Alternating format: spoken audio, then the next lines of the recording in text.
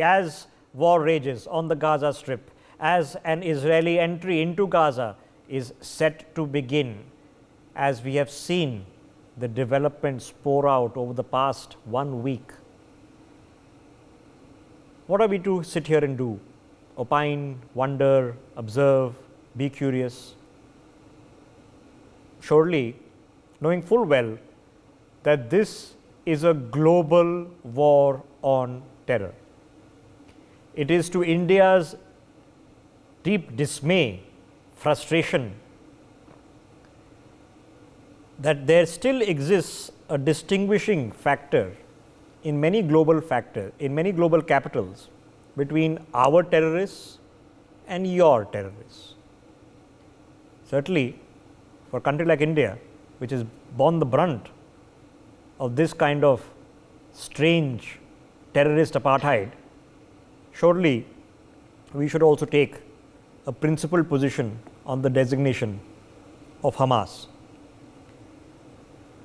Hamas is a terrorist organization with a land base to operate from. It might be a small land base, but a terrorist organization with a land base to operate from. So, terrorist organization, land base to operate from, funding available, and ideological support available from powers that have the capacity both for conventional and unconventional warfare, guerrilla tactics, let alone who might be developing nuclear weapons of their own.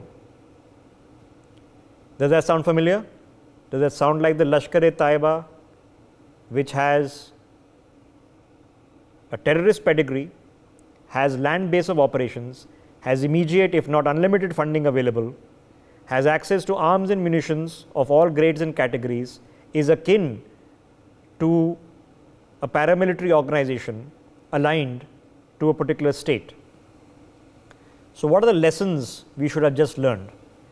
Major General Gigi Dwivedi joins us on the broadcast, Group Captain D.K. Pandey with us as well. So, let me just take you through 4 examples. Number 1, silence, quiet period does not mean nothing is happening. So, things have been quiet on the Gaza Strip for the better part of a couple of years. Yes, surges of rockets have happened, but nothing significant, nothing the Iron Dome system could not handle, and that's it. Certainly no large-scale infiltration, certainly no massacre at a music festival. So, intelligence still matters. The Israelis, who have such a strong intel, human intelligence, electronics intelligence, surveillance intelligence, the best drones in the world, did not see it coming. So, just because it's been quiet doesn't mean they're up to nothing, and even in the smallest of areas with the best facilities and the best systems, intelligence failures can happen. 2 obvious lessons here.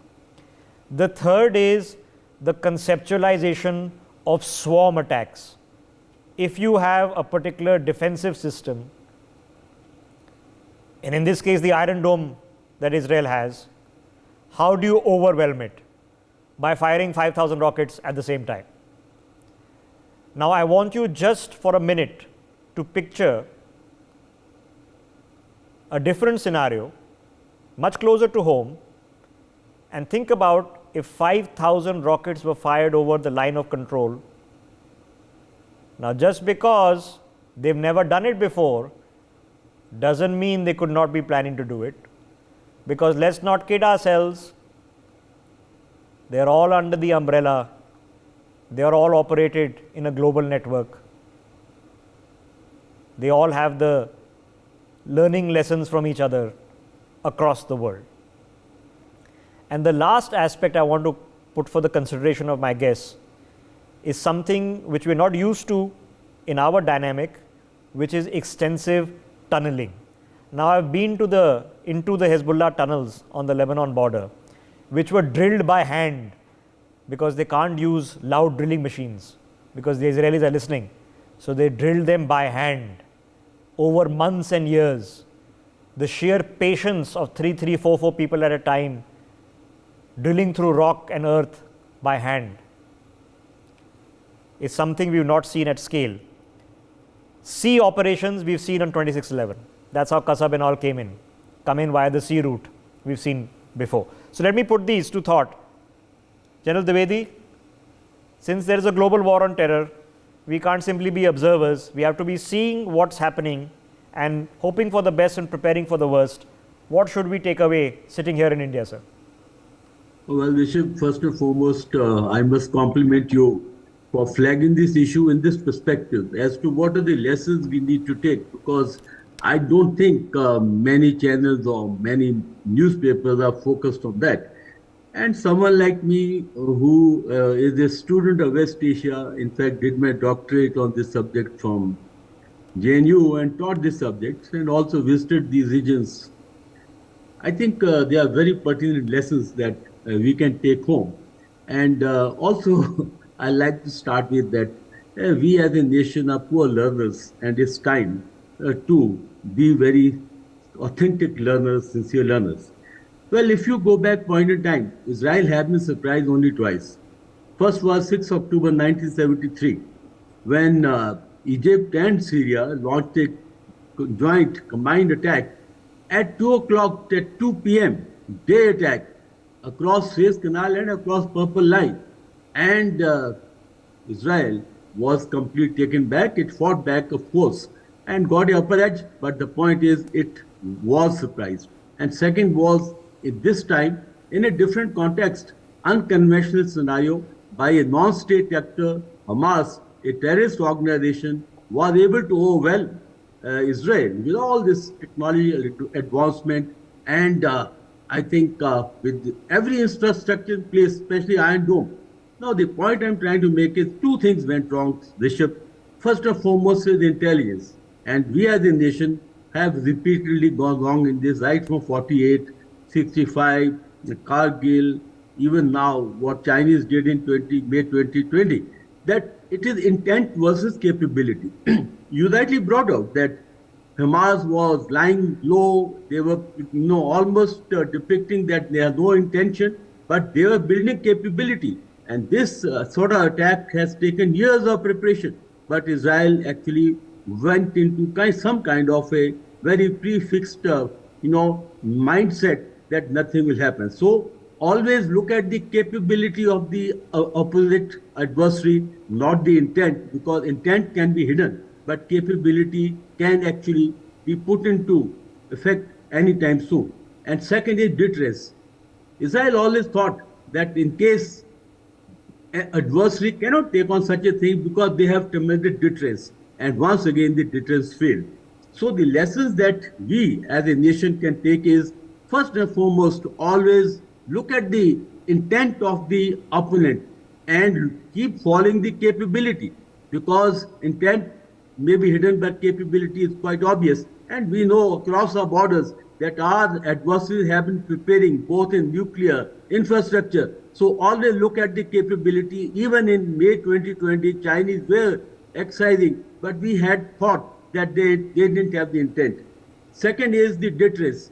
Well, no deterrence works, because if the adversary is bent upon taking you on, then the deterrence will fail. And three important points we need to understand. First and foremost, the high structures, both in the government and in the military armed forces. These structures must be in place so as to be able to react very quickly. Israel have reacted very quickly, both in 1973, even now. They were able to react within hours and restore the adverse situation in about 3 days' time. And now we are waiting a major offensive going into Gaza. Second is the border management per se. And on your channel, we have talked a lot on border management.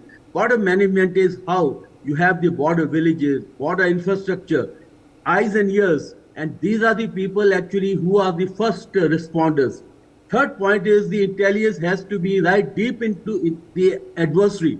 Strategic intelligence and tactical intelligence. Today, we have the capability to see right inside the opposite side, but we must join the dots, because intelligence has to be together in a concise manner, integrated, and not multiple agencies actually defeat each other. And similar thing in border management. We need to have one concrete force, because our borders are challenged. And we can't to have multiple type of organizations looking after the border. It has to be integrated.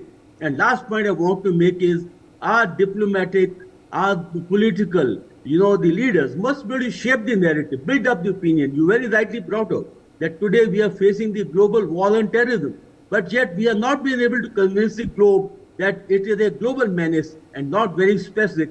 And as such, the terrorist organizations are yet to be defined. And we need to take initiative now to define, because we have the worst sufferers. Yeah, in fact, for people watching the broadcast, India has been trying to get a United Nations agreeable definition on terrorism for I don't know how many years now, and we have been failing because the global community cannot agree on what is a terrorist. So certainly we should be taking the lead when it comes to Hamas, at least, because when they don't recognize our organizations as terrorist organizations, then we feel the pinch on our part and feel equal outrage as I'm sure the Israelis are feeling at this point of time.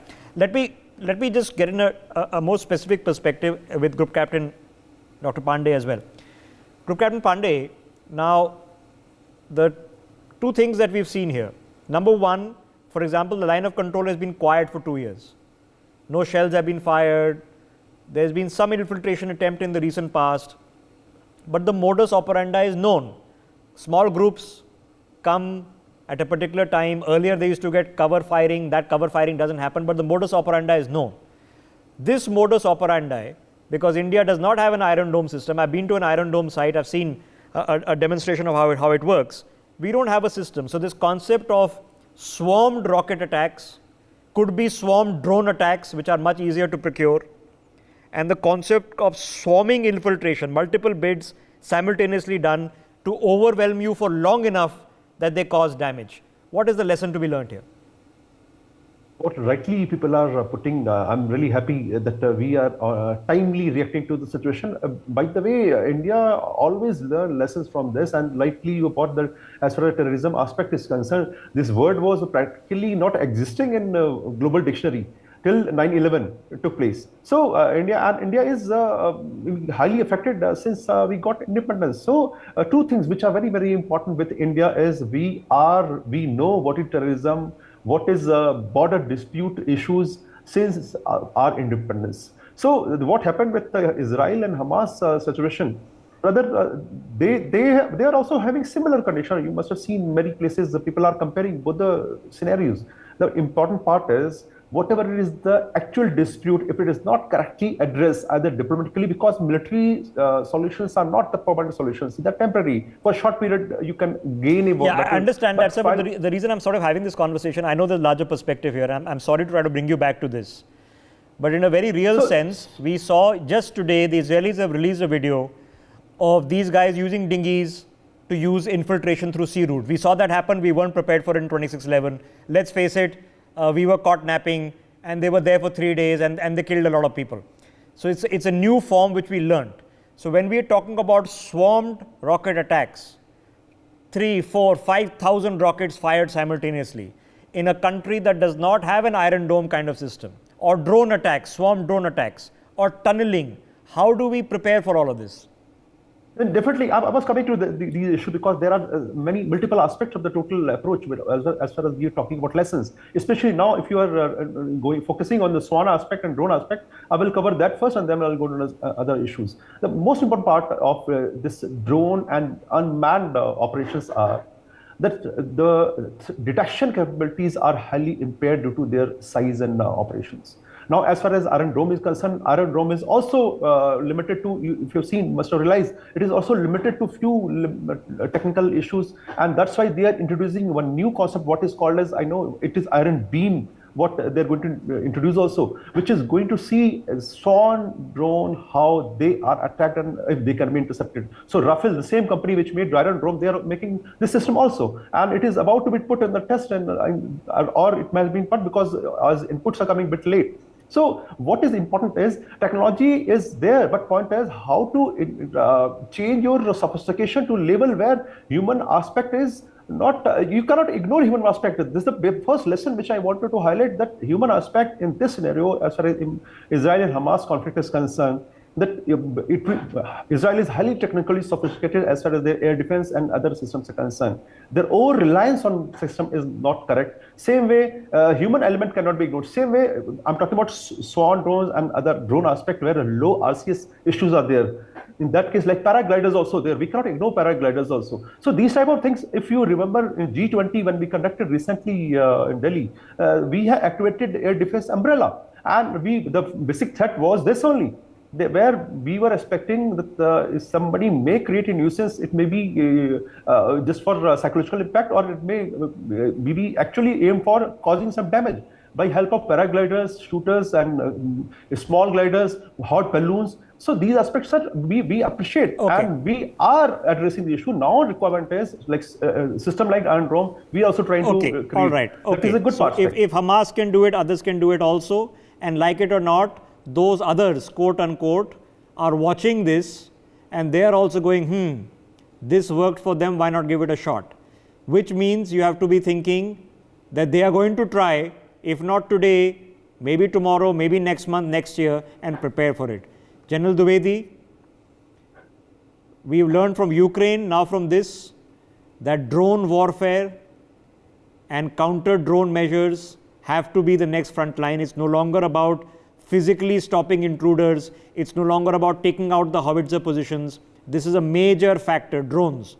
Number two, when a swarm attack takes place, we don't have an Iron Dome system. If somebody across the line of control puts together 1,000, 2,000 rockets and fires them simultaneously, how will we manage? Well, Rishabh, absolutely. Today we're in the era of drone warfare, and drone warfare is being used extensively. If you see Azerbaijan, Armenia, then Ukraine, I think it is the era of drone warfare, and this needs to be addressed very urgently, on priority, and we need to have a drone policy for our defense forces, because having served on our borders, both in the northern and western side, well, I can highlight 2-3 very important points. First and foremost, we got to look at the border security now from a different perspective, and the perspective of drones, perspective of multiple small-scale infiltration. Now, this has to be our first and foremost threat perception. Second point is that drones can be defeated, but the issue is that we need to identify and prioritize, because our borders are not like 41-kilometer Gaza border. We have a very, very long border. Therefore, we need to identify which are the priority areas from where such an attack can emanate, because you can't defend each inch of land. So therefore, priority and sensitization, like of late we have now seen, the south of Punjab has become very active. We also know the area of Gurdaspur, Amritsar is very active. So therefore, we'll have to identify these areas. Secondly, have the systems in place where we can actually defend with certain degree of credibility. Thirdly, you also have to understand that the source from where these are being fired. Now, we got to actually go and defeat these sources through the counter bombardment or through the counter drones. And my last important issue is that today technology is a game changer.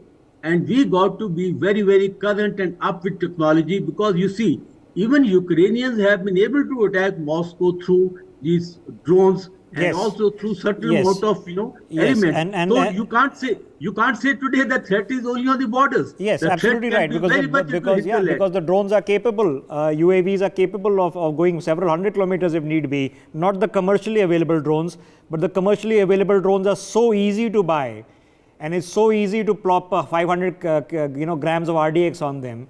Imagine if there are 1,000 of them or 5,000 of them. Okay, the Indian Army is developing drone warfare capabilities, which include swarm technology. That's public knowledge, so I can share it. Yes. But what about counter drone warfare technology? And I'll leave that last word then with Group Captain D.K. Pandey. Group Captain Pandey, the three things that I mentioned. If somebody fires multiple thousand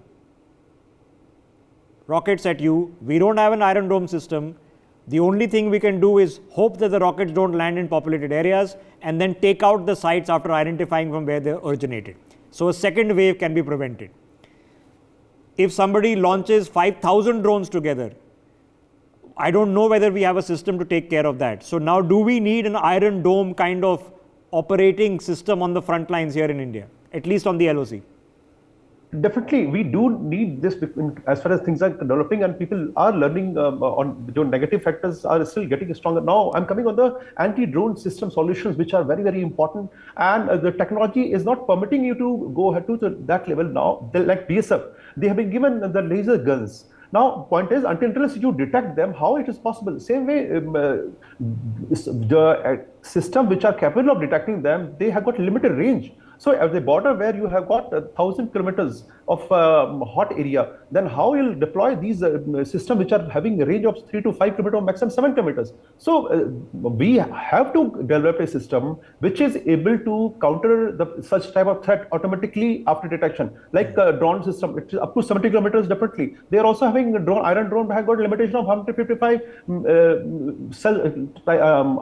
armored cell can be detected by it. But point is, again, such technology we are focusing and we are already on job. It will take time because we started from scratch. Now, as far as technology is concerned, it will take some time till we develop. But before that, we have to be very, very sure as far as human int is concerned. We cannot ignore that because the Iron Dome system right now is the best there is in the world. We've seen it in operation now, but even that is not 100% perfect, and that is why Hamas did what it did.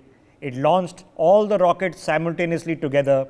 It was to overwhelm the Iron Dome system. Had they only launched a few hundred rockets, 80-90% success rate. I think 75% I was told they have a success rate, and the system actually calculates trajectory to prioritize those rockets it suspects are going to land in populated areas and ignores those.